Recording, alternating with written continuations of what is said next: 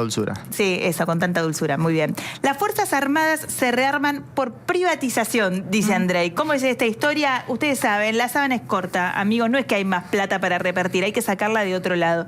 ¿Qué dijo el gobierno nacional? Parte de lo que el Estado argentino reciba por la privatización de determinadas empresas públicas va a ir al rearme de nuestras Fuerzas Armadas. ¿Algo así? Así es, exactamente. Y era justamente una de las cosas que estábamos escuchando con atención hoy con Fede a la mañana, cuando él estaba escuchando las declaraciones de Adorni, y tenía que ver con este plan ARMA, que yo voy a ser honesto, yo no lo leí como plan ARMA, yo lo leí como PARMA directamente, pero bueno, diferentes interpretaciones sobre cómo leer esa abreviación. Que planea dirigir el 10% de los recursos obtenidos por parte del Estado en las privatizaciones. Tenemos ahí algunas de las empresas como AESA y Belgrano Cargos que estarían entre las empresas a privatizarse. El 10% de sus ingresos irían directamente a los proyectos de inversión material y de infraestructura de las Fuerzas Armadas. Y el 70% de los activos inmobiliarios de las Fuerzas Armadas, recordemos que las Fuerzas Armadas tienen muchísimos activos inmobiliarios que en los últimos años varios de ellos se han ido vendiendo. Bueno, asegurarse que el 70% de esos activos, cuando se vendan, también vayan a la reinversión en las Fuerzas Armadas. Esto tiene sus controversias porque también viene a tratar de llenar un vacío que había quedado con la baja del FONDEF. El FONDEF es una ley que se había creado ya hace varios años con la idea de que un porcentaje del gasto corriente del Estado se dirigiría específicamente a la inversión en material de las Fuerzas Armadas.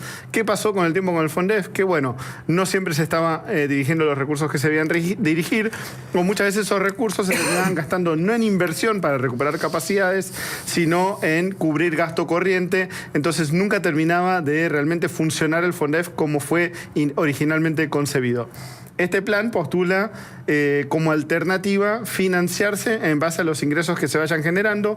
Recordemos de que estamos en un momento en el cual el presupuesto para las Fuerzas Armadas está en un punto más bajo de lo que ha estado en mucho tiempo, y lo que viene haciendo el gobierno hasta ahora es otorgando líneas de financiamiento para ciertas adquisiciones de forma complementaria, por fuera del presupuesto. Y esto vendría a seguir un poco con esa línea, asegurándose que recursos económicos que son de las privatizaciones o de la venta de inmuebles vayan a el reequipamiento. Para ello, sí.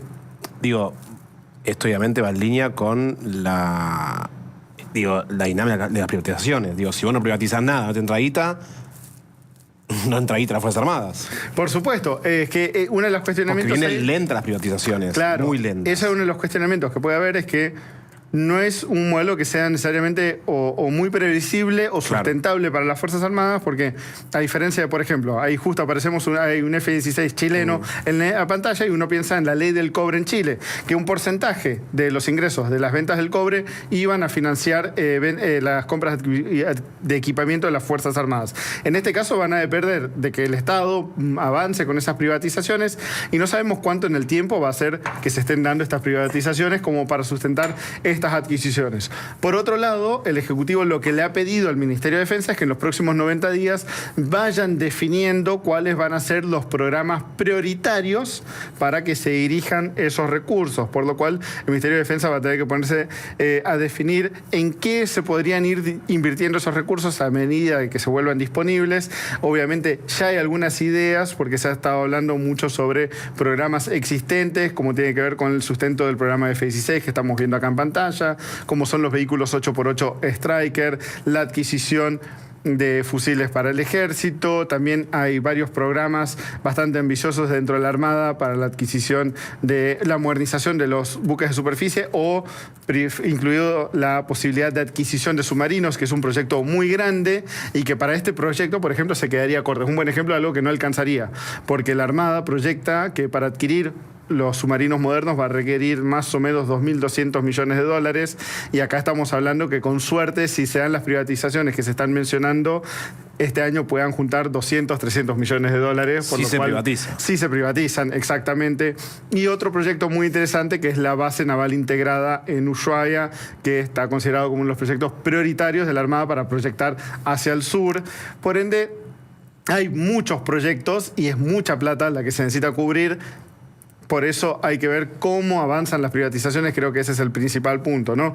Bien que se lleguen a disponibilizar recursos, pero se tienen que dar las privatizaciones. Si no se dan las privatizaciones, son los recursos podrán venir de la venta de los inmuebles, que aparte muchas de las ventas de los bienes inmuebles de las Fuerzas Armadas ya han sido bastante controversiales y las Fuerzas Armadas están tratando a veces de limitar un poco cuánto se está vendiendo de eso. ¿Cuánto aspiran a juntar, digamos, si sale todo bien, si se privatiza todo, si más o menos hay un cálculo de Se cuánto? estaba hablando de 2026 privatizaciones en un monto de unos 2.000 millones de dólares. Si calculamos el 10%, estamos hablando de unos 200 millones de dólares.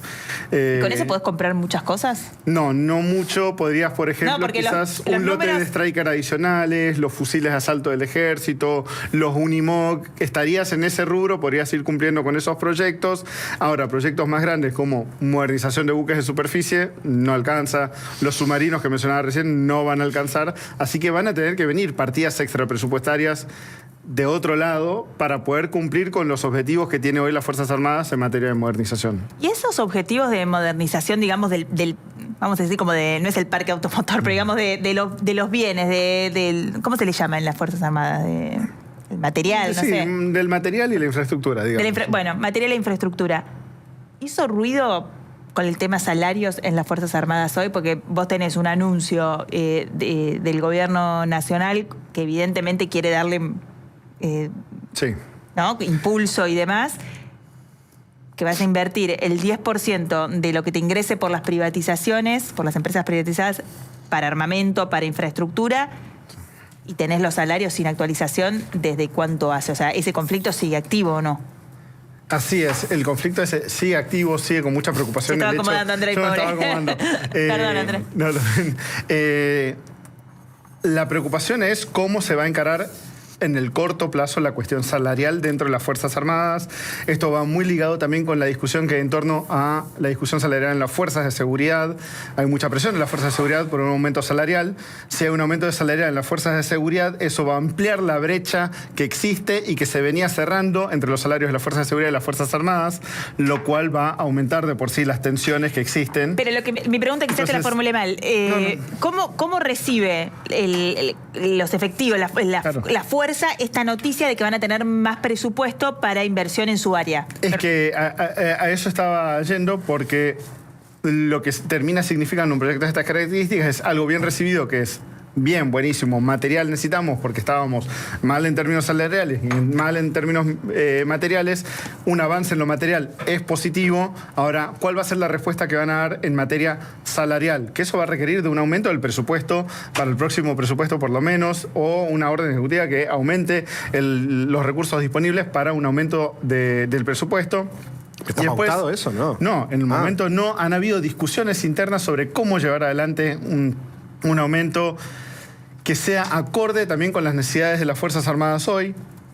Es muy difícil, y una tensión que sí termina existiendo cuando llega el material nuevo es, insisto, muchas veces bienvenido el material nuevo porque las condiciones del material eran muy malo, pero por otro lado decís, escúchame, pero ¿cuánto le vamos a pagar al piloto de ese F-16? Ese F-16 sale $10.000 la hora de vuelo. ¿Y cuánto le estamos pagando al piloto? ¿Cuánto le estamos pagando a los miembros de las Fuerzas Especiales o comandos del Ejército o de la Armada que se capacitan, que se entrenan, que se les da todo este equipamiento?